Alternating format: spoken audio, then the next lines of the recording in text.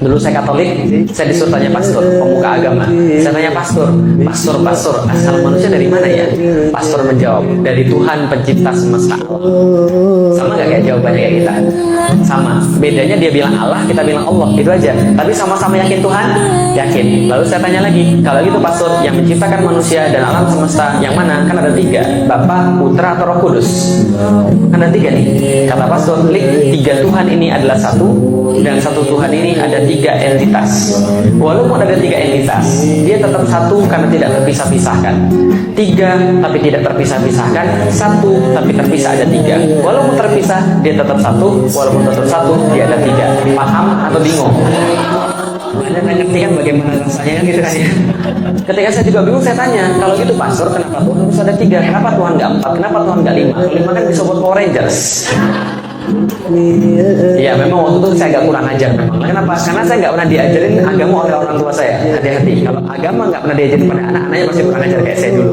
Nah, ketika saya kemudian nggak pernah diajarin agama, saya agak kurang ajar. Nah, kenapa? Karena saya belajar agama dari game. Maka saya terbentuk menjadi orang yang nggak suka dengan agama, mengolok-olok agama. Paham ya Indonesia ya? Kenapa Tuhan harus 3, nggak 4? Kenapa nggak 5? Kalau 5 kan bisa buat Power Rangers. Pastornya bilang, Lik, kamu nggak boleh bilang begitu. Nah, kenapa? Tuhan itu 3 dalam 1 dan 1 dalam 3, itulah yang kita yakini, dan kamu nggak boleh banyak tanya. Itulah keimanan. Kalau kamu banyak tanya, berarti kamu belum beriman.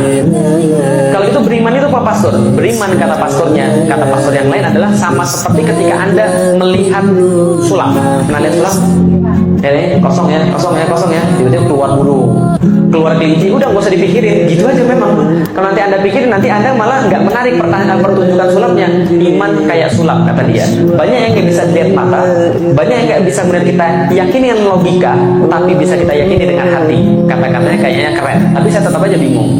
Lalu kemudian saya nggak nanya pada hari itu, besoknya lagi saya tanya. Ketika saya baca buku agama, di situ tertulis sebelum Yesus mati di kayu salib, maka dia berkata, Eli Eli lama sabachthani. Tuhan Tuhan, mengapa engkau meninggalkan aku? Lalu saya tanya, pastor, Yesus ini kan Tuhan. Iya. Kalau Yesus Tuhan, kenapa dia harus panggil Tuhan yang lain? Ini kayak jeruk makan jeruk ini. Apa kata pastornya? Kalau kamu beriman, kamu nggak banyak tanya.